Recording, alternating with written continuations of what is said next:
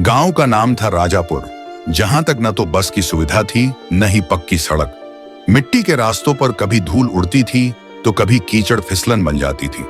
इसी गांव में रहती थी पारो, एक 13 साल की होशियार लड़की जो हर दिन 10 किलोमीटर पैदल चलकर स्कूल जाती थी।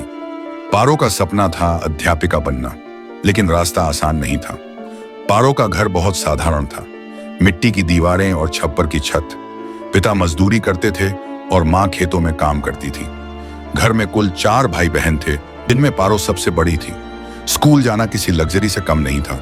गांव में सिर्फ 5वीं तक का स्कूल था। उसके बाद पढ़ाई के लिए पास के कस्बे शिवनगर जाना पड़ता था, जो 10 किलोमीटर दूर था।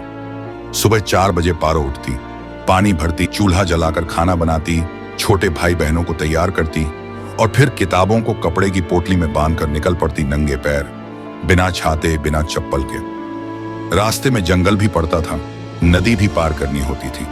कभी कभी रास्ते में सांप भी मिल जाते थे तो कभी झुंड में घूमते जंगली सुअर। लेकिन पारो कभी नहीं डरी। वो कहती थी, अगर डर गई तो सपना कैसे पूरा होगा। शिवनगर पहुंचते पहुंचते स्कूल का पहला पीरियड शुरू हो चुका होता, लेकिन मास्टर जी उसे कभी डांटते नहीं थे। उन्होंने उसकी लगन देखी थी। क्लास में पारो सबसे आगे बैठती, सबसे ज्यादा सवाल करती और हर परीक्षा में अव्वल आती। कई बार गांव के लोग ताने मारते, लड़की को इतना पढ़ाकर क्या करोगे, कल को ब्याह ही तो करना है। लेकिन पारो जवाब देती, मैं खुद अपना घर बनाऊंगी, अपने पैरों पर खड़ी रहूंगी। एक बार भारी बारिश में नदी उफान पर थी। बाकी बच्चे स्कूल नहीं गए, लेकिन पारो अपनी किताबों को सिर पर रखकर कपड़े उठाकर पानी में उतर गई। उसे देखकर गांव के कुछ लोगों ने उसकी मां से कहा, पगली है तेरी बेटी। मां ने मुस्कुराकर जवाब दिया, हाँ पगली है, लेकिन सपनों के लिए पागल है। वक्त बीता। पारो ने 10वीं में पूरे जिले में टॉप किया।